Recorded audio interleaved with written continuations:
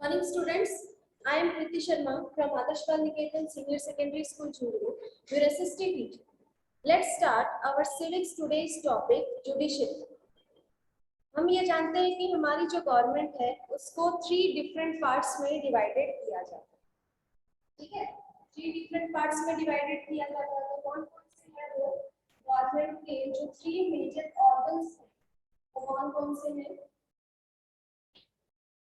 First आता है legislative,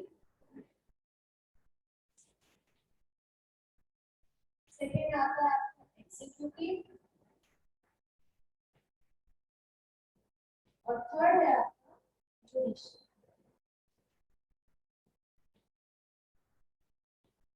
तो ये जो 3 मेजर ऑर्गन्स हैं हमारी गवर्नमेंट के, उसमें लेजिस्लेटिव, एग्जीक्यूटिव और जुडिशरी वर्क करते हैं. लेजिस्लेटिव जहां लॉज क्रिएट किए जाते हैं, एग्जीक्यूटिव मींस वो पर्संस जो लॉज को एग्जीक्यूट करते हैं, मींस लोगों तक पहुंचाते हैं. और जुडिशरी हमारा वो पार्ट है कि जो ये चेक करता है कि हमारी लेजिस्लेटिव और एग्जीक्यूटिव ये दोनों प्रॉपर्ली वर्क कर रही है या नहीं कर रही. मींस जो लॉज है उनको प्रॉपर मेंटेन रखने का काम जो है वो कौन करता है? जुडिशरी करती है. ठीक है, जैसे कि कोई भी अगर मान लो क्राइम किया जा रहा है तो उसके लिए पनिशमेंट जो है वो कौन देगा? जुडिशरी देगी. तो इस तरीके से जुडिशरी जो है वो हमारे फंक्शंस जो है अलग अलग प्रोग्राम्स को क्रिएट करती है. A glance at the newspaper provides you a glimpse of the range of work done by the court in this country. But can you think of why we need this court? कि हम ये देखते हैं कि newspaper है या फिर हम टीवी पर देखते हैं कि कोर्ट ने आज ये फैसला दिया है, कोर्ट ने आज ये डिसाइड किया है, किसी भी टॉपिक के ऊपर हो सकता है. तो ये जो हम ग्लिम्सेस पढ़ते हैं हमारे न्यूज़पेपर के अंदर, तो क्या आपने कभी सोचा है कि हमें कोर्ट की जरूरत क्यों पड़ती है? कि as you have read in unit 2 in India, we have the rule of law. कि जैसा कि हमारे कॉन्स्टिट्यूशन के अकॉर्डिंग हमें क्या दिया गया है कि रूल ऑफ लॉ दिया गया कि एक ऐसा नियम है जिसमें कानून बनाया. ठीक है, कानून बनाया गया है सभी के.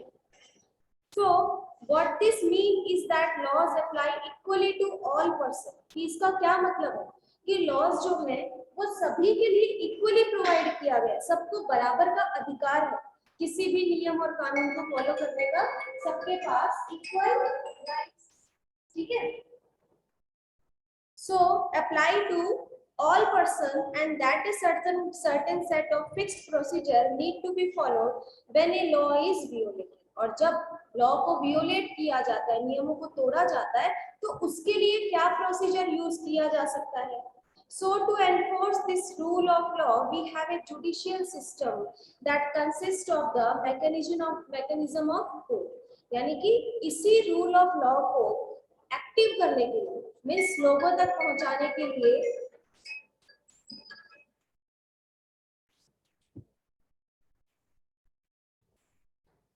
मीन्स कि कोई भी रूल और लॉज जो दिए गए हैं वो सबको क्या इक्वली प्रोवाइड किए गए. So to enforce this rule of law we have a judicial system. और इन्हीं रूल ऑफ लॉ को एक्टिव करने के लिए हमें जुडिशरी सिस्टम मीन्स एक इंस्टीट्यूट दिया गया. जैसे कि हमने क्या पढ़ा था कि जो हमारे पिछले चैप्टर्स थे उसमें हम क्या पढ़ रहे थे कि जैसे कि पार्लियामेंट बनाई है जहां पर क्या किए जाते हैं, लॉज क्रिएट किए जाते हैं, लॉज बनाए जाते हैं. तो पार्लियामेंट क्या है? एक इंस्टीट्यूट है जहां पर लॉज को क्रिएट किया जाता है with legislative and executive powers. उनके पावर्स के अकॉर्डिंग लॉज को बनाए जाते हैं. ठीक है, लेकिन उसी तरीके से जुडिशरी सिस्टम क्या है? एक ऐसा इंस्टीट्यूट है, एक ऐसा सरफेस है जहां पर सभी को इक्वली रूल ऑफ लॉ दिया जाता है, कानून दिया जाता है. ठीक है, एक ऐसा नियम जो कि लॉ को फॉलो करता है. ठीक है, और consist of the mechanism of court that a citizen can approach when a law is violated. और जब उनको कोई भी लॉ दिया गया है, कोई नियम बनाया गया है, अगर उसको कोई तोड़ता है तो उसके लिए वो क्या कर सकता है? कोर्ट में अप्लाई कर सकता है. किसी भी नियम का अगर कोई उल्लंघन कर रहा है या तोड़ रहा है उसको, तो आप क्या कर सकते हो? कोर्ट में अप्लाई कर सकते हो. As an organ of government, the judiciary plays a crucial role in the functioning of India's democracy. So government का एक ऑर्गन होने के कारण जुडिशियल पावर जो है जुडिशरी सिस्टम जो है वो क्या करता है कि इम्पोर्टेंट रोल प्ले करता है, ताकि हमारी जो कंट्री है उसके अंदर सभी पर्सन जो है वो इंडिपेंडेंट होकर रह सके।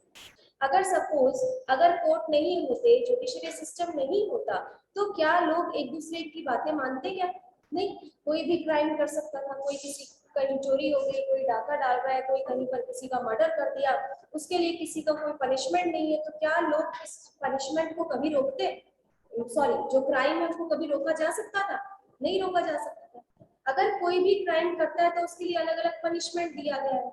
जैसे कि हम एक एग्जांपल लेते हैं कि ट्रैफिक सिग्नल्स का, अगर ट्रैफिक सिग्नल को वियोलेट करने के लिए अगर कोई वियोलेट करता है तो उसके ऊपर क्या किया जाता है? सपोज किसी ने सीट बेल्ट नहीं लगा रखा या किसी ने हेलमेट यूज नहीं किया है ना, तो और उसके ऊपर जैसे कि जो 4 व्हीलर्स हैं और उन पे सीट बेल्ट का यूज किया जाता है, 2 व्हीलर्स पर हेलमेट का यूज किया जाता है। 2 या 2 से ज्यादा पर्सन अगर 2 व्हीलर्स के ऊपर जाते हैं तो उनके ऊपर भी चार्ज फाइन किया जाता है ना। और फिर उसके लिए अगर कोई हेलमेट यूज नहीं कर रहा है तो उसको भी फाइन जो है वो देना होता है। तो ये फाइन जो है उनको डिपॉजिट करना है, ये क्या है, क्या चीज है? एक रूल बनाया, एक नियम बनाया गया, आपने उस चीज को नियम को फॉलो नहीं किया है, आपने उस नियम को तोड़ा है, तो आपको क्या करना पड़ेगा? इसका इतना फाइन आपको देना पड़ेगा, है ना। वियोलेशन किया आपने रूल का, तो आपके लिए एक लॉ बनाया गया है कि आप ऐसा करते हो तो आपको ये करना पड़ेगा। अगर ऐसा नहीं होता तो कितने एक्सीडेंट्स होते सोचो, होते हैं ना। सब लोग क्या हेलमेट यूज किए बिना ही भागते इधर उधर, क्योंकि सबको जल्दी रहती है। ट्रैफिक पुलिस नहीं होती, अगर वो उन लोगों को कंट्रोल नहीं करती कि आपको अभी जाना है या नहीं जाना, अभी बहुत ट्रैफिक है तो आप इस रुक जाओ, जो डायरेक्शन देती है आपको कौन से साइड की डायरेक्शन में जाना है या कौन सी साइड की गाड़ियों को पहले जाना है, तो ये इंस्ट्रक्शंस जो दिया जाता है, जो लाइट यूज किए जाते हैं, सिग्नल जो यूज किया जाता है कि अभी रुक जाओ या अभी जाना है आपको, तो ये सारी चीजें क्यों यूज की जाती है? ताकि एक डिसिप्लिन मेंटेन किया जा सके, है ना। नहीं तो लोग क्या करेंगे, भागने लगेंगे सब एक दूसरे का इससे, और जल्दी में जब जाते हैं तो क्या होता है, एक्सीडेंट्स होकर हो सकते हैं। तो इसीलिए ये जुडिशरी की जरूरत जो है वो हमें पड़ती है। It can play this role only because it is independent. और ये रोल प्ले क्यों करता है जुडिशरी जो है वो, इस तरीके का रोल प्ले क्यों कर रही है? ताकि यहाँ पर रहने वाले जितने भी सिटीजन्स हैं वो इंडिपेंडेंट होकर रह सके, है ना।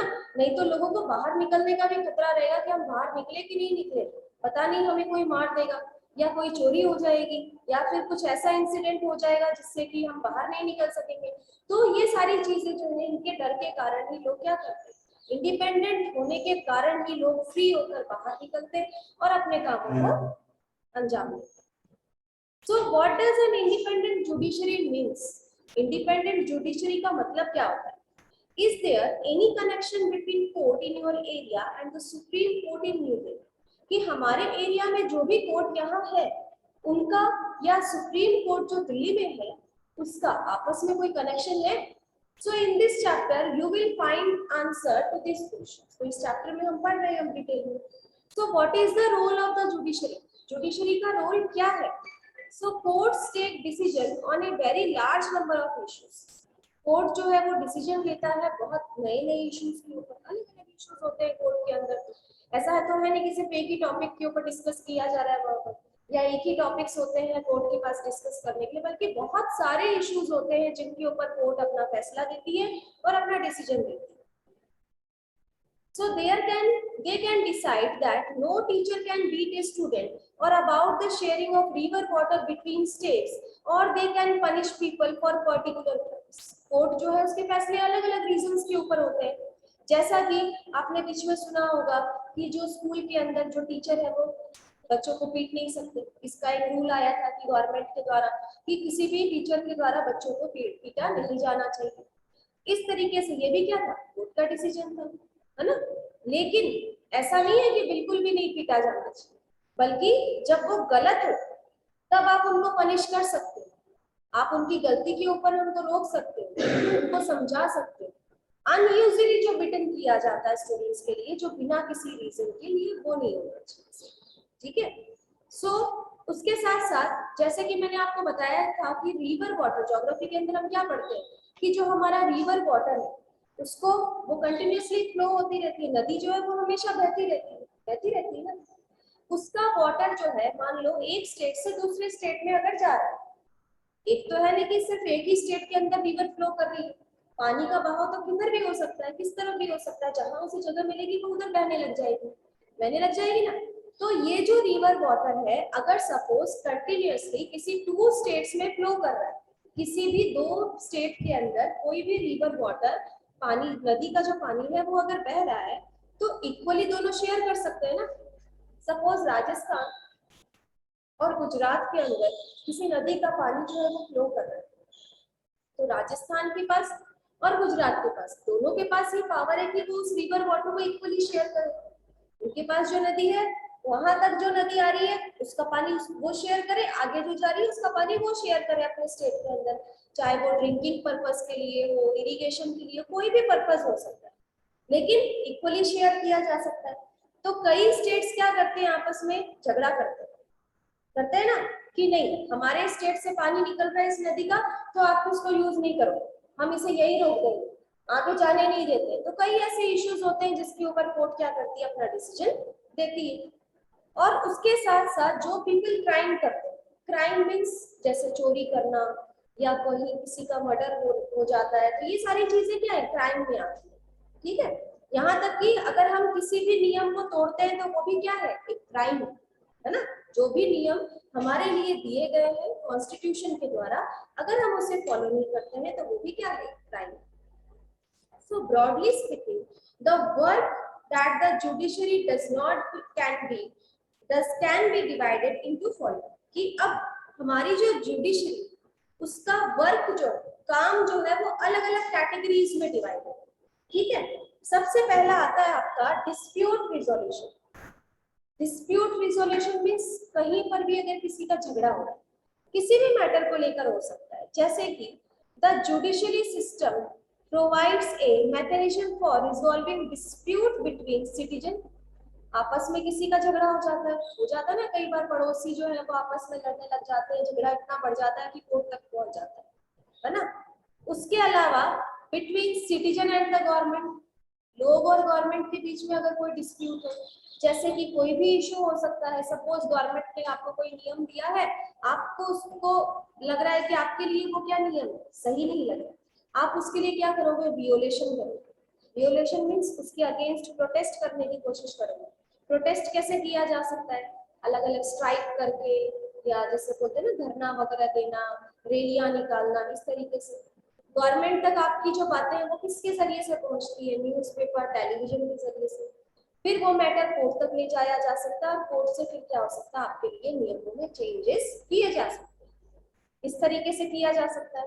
उसके अलावा ये जो डिस्प्यूट ऑफर होते हैं, डिस्प्यूट मीन्स होता है वाद विवाद होना किसी चीज के ऊपर।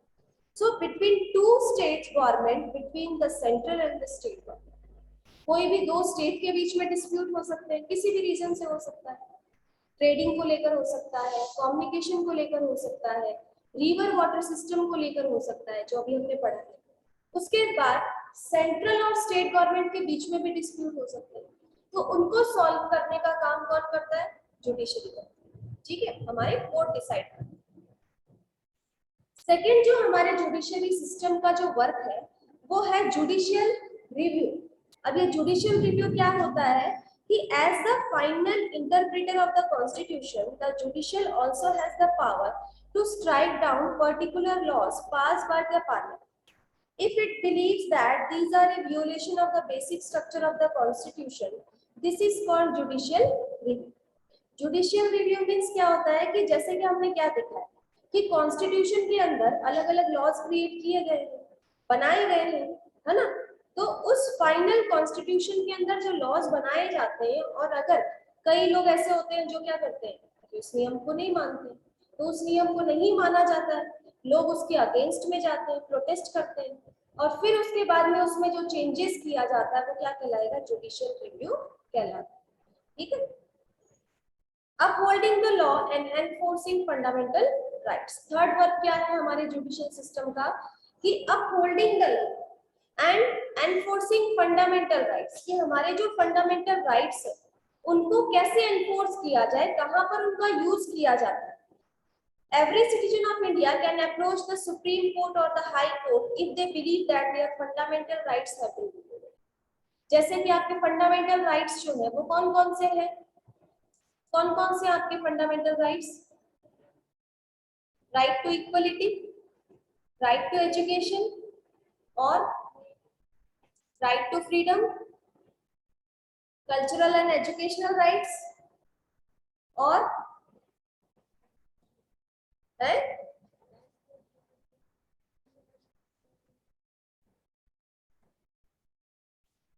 कि जो आपके फंडामेंटल राइट्स आपको दिए गए हैं वो है right to equality, right to freedom, right against exploitation and right to freedom of religion, cultural and educational rights and right to constitutional remedies. ये आपके फंडामेंटल राइट्स हैं।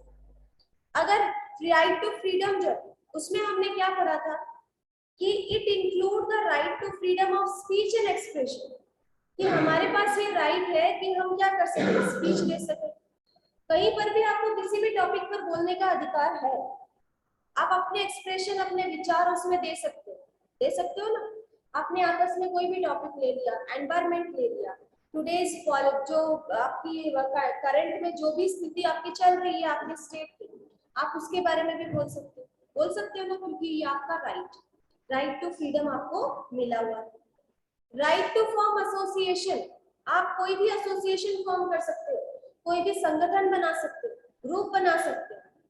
उसके साथ साथ right to move freely and reside in any part of the country, आप देश के किसी भी पार्ट में जाकर रह सकते हो।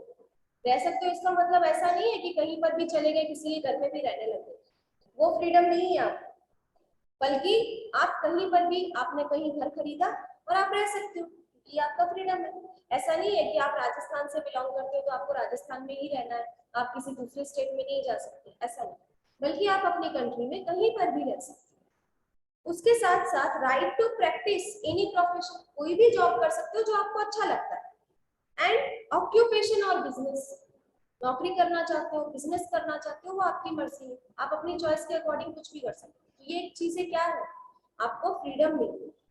लेकिन अगर आपको ऐसा करने से कोई रोक रहा है, कोई आपको ऐसा करने से रोक रहा है, नहीं आप यहाँ नहीं रह सकते, आप तो वहां से आते हो, आप तो दूसरे स्टेट से बिलोंग करते हो, आप यहाँ नहीं रह सकते, अगर ऐसा कोई करता है, या आप कोई जॉब कर रहे हो तो आपको जॉब करने से मना कर दे कि नहीं हम आपको नौकरी नहीं दे सकते क्योंकि आप उस स्टेट से बिलोंग कर रहे हो, या आप इस रिलीजन से बिलोंग कर रहे हो, या आप इस कास्ट से बिलोंग कर रहे हो, है ना। दूसरी चीज क्या है कि अगर आप कोई बिजनेस कर रहे हो तो आपको वैसा करने से कोई अगर मना करता है कि नहीं हम आपको बिजनेस नहीं करने देंगे, ऐसा नहीं कि घर में आपस में बात हो रही है तो उसके लिए आप कोर्ट पहुंच जाओ, बल्कि जिसके ऊपर झगड़े हो किसी दूसरे के साथ, तब उस चीज को लेकर यहाँ पर आपका क्या हो रहा है, आपको फंडामेंटल राइट्स फॉलो नहीं करने दिए जा रहे, आपको वो फ्रीडम नहीं मिल पा रही। तो ऐसे सिचुएशन में आप क्या कर सकते हो, हाई कोर्ट जो आपकी जुडिशियरी सिस्टम है उसका सपोर्ट ले सकते हो, उसकी मदद ले सकते हो, ठीक है। For example in the class 7th book you read about Hakim Sheikh, an agricultural laborer who fell from a running train and injured himself। जैसा कि हकीम शेख की एक स्टोरी थी, अगर आपको याद होगी तो, कि जो क्या था, एक एग्रीकल्चरल लेबरर ट्रेन से गिरने के कारण उसे बहुत ज्यादा चोट लगी थी ना, and whose condition got worse, जिसकी सिचुएशन जो है वो बहुत खराब होती जा रही थी, because several hospital refused to admit her on hearing his case, यानी कि बहुत सारे गवर्नमेंट हॉस्पिटल्स में वो गया, लेकिन सबने क्या बोला कि हमारे पास तो बेड खाली नहीं, जगह नहीं थी। फिर उसने अपना इलाज कहाँ करवाया, एक प्राइवेट हॉस्पिटल के अंदर करवाया, जिसका बहुत ज्यादा खर्चा है ना, ऐसा ही था ना। फिर उन्होंने क्या किया, उस ऑर्गेनाइजेशन ने और हकीम शेख ने दोनों ने मिलकर एक केस फाइल किया उनके खिलाफ, किसके खिलाफ, हॉस्पिटल्स के खिलाफ, कि जब मेरी स्थिति ऐसी थी, मुझे जीने का अधिकार था और मेरा इलाज करने का भी राइट था, इन लोगों के पास भी ये राइट है ना कि जब भी उनके पास कोई पेशेंट आए, डॉक्टर की ड्यूटी क्या होती है, पेशेंट को चेक करना, हॉस्पिटल्स की ड्यूटी क्या है, पेशेंट्स को एडमिट करना अगर उसकी सीरियस कंडीशन है। तो ऐसे सिचुएशन में भी क्या है, अगर उसको हेल्प नहीं मिल पाई, इसका मतलब क्या हुआ, उसके फंडामेंटल राइट्स फॉलो नहीं किए गए ना, क्योंकि उसको क्या राइट दिया गया था? राइट टू लीव दिया गया था, उसको जीने का अधिकार दिया गया है कि आप फ्री होकर जी सकते हो। फिर उसको ऐसी सिचुएशन में जब कोई हॉस्पिटल जो है वो एडमिट नहीं किया, रिफ्यूज कर दिया गया, so on hearing his case the Supreme Court ruled that Article 21, which provide every citizen the fundamental right to live also include the right to health, कि सबको अपने स्वास्थ्य का ध्यान रखने का भी अधिकार है। आपको अपनी सेहत का ध्यान खुद ही रखना होता है ना, रखते हो ना? आपको अगर स्वस्थ रहना है तो उसके लिए क्या करना होगा? अच्छा खाना पीना होगा, टाइम से खाना पीना होगा, है ना? टाइम से आपको खेलना जितना ज्यादा जरूरी है और बातें करनी जितनी ज्यादा जरूरी है, उतना ही ज्यादा आपको स्वस्थ रहना चाहिए। और वो आप कैसे रह सकते हो? जब आप हेल्दी खाना खाते हो, हेल्दी फूड खाते हो, विद आप एक प्रॉपर टाइम पर खाना खाते हो, है ना? तो उसी से क्या है, आप हेल्दी रह सकते हो। तो ये फंडामेंटल राइट दिया हुआ है इसके according to article 21। Supreme Court ने जब उसमें वहां केस किया गया हकीम शेख का, तो हकीम शेख ने कहा, सॉरी सुप्रीम कोर्ट ने क्या कहा कि आर्टिकल 21 है आपके पास में और आपको जीने का अधिकार है और हेल्दी रहने का अधिकार है, जो कि हमारे कॉन्स्टिट्यूशन के अकॉर्डिंग आपको दिया गया है। So it's therefore directed the West Bengal government to pay him compensation for the loss suffered, as well as to come up with a blueprint for primary health care with particular reference to treatment of patient during an emergency। ये incident कहाँ का था? Waste Bengal का। Waste Bengal में ऐसा हुआ था और वेस्ट बंगाल के जो गवर्नमेंट है, वेस्ट बंगाल, क्योंकि ज्यादातर वो गवर्नमेंट हॉस्पिटल में जाके आ चुका था, तो हर एक गवर्नमेंट हॉस्पिटल में तो जाके इंस्ट्रक्शन नहीं दिया जा सकता ना। क्या किया जाएगा? उस स्टेट गवर्नमेंट को ही कह दिया कि स्टेट गवर्नमेंट को ये ऑर्डर दिया गया कि हकीम शेख की इलाज के ऊपर जितने भी पैसे खर्च हुए हैं उसका कंपनसेशन उसे देना पड़ेगा गवर्नमेंट, क्योंकि उन्हीं के कारण वो प्राइवेट हॉस्पिटल में गया, अदरवाइज गवर्नमेंट हॉस्पिटल में उसका इलाज हो सकता था। कंपनसेशन फाइन करना पड़ेगा, जब उसे इमरजेंसी की जरूरत पड़ी थी तब आपने मदद नहीं की, जिसके कारण आपको क्या देना पड़ेगा? हर्जाना देना पड़ेगा। ठीक है। सो नेक्स्ट टॉपिक है आपका पेज नंबर 56 पर, what is an independent judiciary. Independent judiciary आप किसे कहते हैं? Imagine a situation in which a powerful political has encroached on land belonging to your family। कि एक ऐसी सिचुएशन इमेजिन करो कि सपोज कि एक in which a powerful politician has encroached on land belonging to your family, कि अगर आपकी फैमिली से कोई जमीन जो जुड़ी हुई है वो किसी पावरफुल पॉलिटिकल पार्टी ने क्या कर लिया, उसको अपने कंट्रोल में कर लिया। Within this judicial system, the politician has the power to appoint and dismiss a judge from his office। किसी पॉलिटिशियन ने जो कि जिसके पास ये पावर है, जो क्या कर सकता है कि किसी भी जज को अपॉइंट कर सकता है, किसी भी जज को हटा सकता है। या when you take this case to court, the judge is clearly partially to the politician। या फिर जब आप इस केस को कोर्ट में लेके जाते हो, किसी भी केस को आप लेकर जा रहे हो, तो कोई पॉलिटिकल पार्टी है जिसके पास ये पावर है, वो क्या कर सकता है? केस को आपके खिलाफ ले जाएगा उसको। So the control that the politician hold over the judge does not allow for the judge to take an independent decision। कि सपोज किसी जज के ऊपर किसी पॉलिटिकल पार्टी, कोई भी पॉलिटिशियन है उसका हाथ है, वो क्या कर रहा है, उस जज को किसी पर्सन के फेवर में केस को फाइल करने नहीं दे रहा या अपना जजमेंट नहीं सुना देते। सो दिस लैक ऑफ, इसे हम क्या कहेंगे? इंडिपेंडेंट जुडिशियल नहीं कहेंगे। अगर कोई केस आप टीवी में देखते हो कि जैसे कि हम केस के बारे में सुनते हैं टीवी के अंदर, जो मूवीज वगैरह होती है, कोई केस चल रहा है कोर्ट के अंदर, तो जज जो होता है वो जो बदमाश होते हैं उन लोगों के अंडर में रहता है, तो वो गलत फैसला सुना देता है ना। तो इसका मतलब क्या है? ये इंडिपेंडेंट जुडिशरी नहीं है, क्योंकि उसने फ्रीली होकर उस केस को स्टडी करके उस केस के फेवर में जो है वो फैसला नहीं दिया, बल्कि उसने किसी के अंडर में आकर, किसी के कहने पर, किसी के दबाव के कारण अपना फैसला सुना, है ना। तो इसे हम इंडिपेंडेंट जुडिशरी नहीं कहते। This lack of independence would force the judge to make all judgment in favor of the politician। ऐसी सिचुएशन में क्या होता है? वो अपना सारा जजमेंट किसके फेवर में सुनाएगा? उस पर्सन के जिसके वो कंट्रोल में है, जिसने उसे कहा है। So although we often hear or rich and powerful people in India trying to influence the judicial process. The Indian Constitution protests against this kind of situation by providing for the independence of the judiciary. कि हमने ज्यादातर क्या सुना कि जो rich है, जो powerful person है, कोई भी केस होता है किसी रिच और पुअर के बीच में, तो ज्यादातर केस जो होता है वो रिच पर्सन को जीत जाते हैं। क्यों? क्योंकि उनके पास पावर है। और एक दूसरी चीज, वो रिच पर्सन है ना, तो ऐसी सिचुएशन में भी हम उसे क्या कहेंगे? इंडिपेंडेंट जुडिशरी नहीं कहेंगे। So one aspect of this independence in the separation of power. This, as you read in chapter 1, is the key feature of the constitution. Constitution का key feature है आपका separation of power, जिसमें जो भी situation होगी, कैसी भी स्थिति होगी, कोर्ट का जो फैसला होगा वो किसके लिए होगा? आपकी केस की स्टडी करके। ठीक है, इसे हम क्या कहते हैं? Separation of power. With what this means here is that other branches of government, legislature, executive cannot interfere in the work of judiciary. कि जुडिशरी क्या कर रहा है? कंट्रोल कर रहा है आपके लेजिस्लेटिव और एग्जीक्यूटिव को। लेकिन सेपरेशन ऑफ पावर मींस क्या है? कि आपका लेजिस्लेटिव और एग्जीक्यूटिव इसके किसी भी काम में इंटरफेयर नहीं करेंगे। जुडिशरी के किसी भी काम में इन दोनों का कोई रूल नहीं, वो जाके इंटरफेयर नहीं कर सकते कि आप ये क्या जजमेंट दे रहे हो, क्या जजमेंट दिया आपने, आपको उसके खिलाफ नहीं बोलना है, आपको उसके फेवर में बोलना है। ऐसी चीजें लेजिस्लेटिव और जुडिशरी नहीं कर सकते। The court are not under the government and do not act on their will. Court जो होते हैं वो गवर्नमेंट के अंडर में नहीं होते। वैसे तो उनके फंक्शंस, रूल्स और रेगुलेशन सारे गवर्नमेंट के अकॉर्डिंग होते हैं, लेकिन वो उनके अंडर में या किसी दबाव में, किसी प्रेशर में आके काम नहीं करेंगे। वो क्या है? एकदम इंडिपेंडेंट है। जो सही है उसी के लिए उस वहां पर डिसीजन लिया जाता है। For the above separation of work to work well, it is also crucial that all judges in the high court as well as supreme court are appointed with very little interference from these other branches of government. Once appointed to this office, it is also very difficult to remove the judge.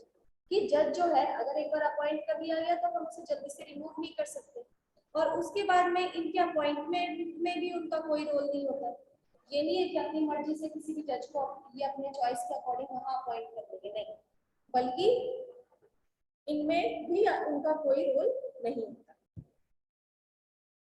It is the independence of the judiciary that allow the court to play a central role in ensuring that there is no misuse of power by the legislature and the executive. Independence judiciary means कि जो क्या permission देता है, क्या allow करता है कि judiciary system के अंदर कोई भी अपनी पावर का मिसयूज ना करे, चाहे वो लेजिस्लेटिव में हो, एग्जीक्यूटिव में हो या जुडिशरी में। अपने पावर का मिसयूज नहीं होना चाहिए। ऐसा नहीं है कि सपोज स्टेट गवर्नमेंट जो है वो अपनी मर्जी से किसी को भी जॉब दे रहा है गवर्नमेंट के अंदर, या फिर अपनी मर्जी से कहीं पर भी किसी की भी जमीन खाली करवा ली, वहां अपना नया शॉप बना लिया, होटल बना लिया, नहीं, अपने पावर का मिसयूज नहीं कर सकते। And it also plays a crucial role in protesting the fundamental right of citizen, because anyone can approach the court if they believe that their rights have been violated. और court में कोई भी appeal कर सकता है। अगर किसी person को ये लगता है कि हमारे जो नियम है, हमारा जो कानून है, जो रूल्स और रेगुलेशंस हमें दिए गए हैं, उनका क्या होता है? उल्लंघन किया जाता है। तो आप क्या कर सकते हो? उसको अपील कर सकते हो, हमारे फंडामेंटल राइट्स के लिए कोर्ट में अपील कर सकते हो। यहाँ तक आपको अपने चैप्टर को रीड करना है। उसके साथ साथ मंडे की क्लास के लिए आपको अपने सिविक्स का फर्स्ट चैप्टर लर्न करना है, ठीक है? उसको आप रिवाइज करके आइएगा। फर्स्ट चैप्टर के कुछ क्वेश्चंस जो है ऑब्जेक्टिव हम डिस्कस करेंगे, और उसके साथ साथ हमारा फिफ्थ चैप्टर जो है सिविक्स का, उसे भी कंप्लीट करेंगे। Okay students?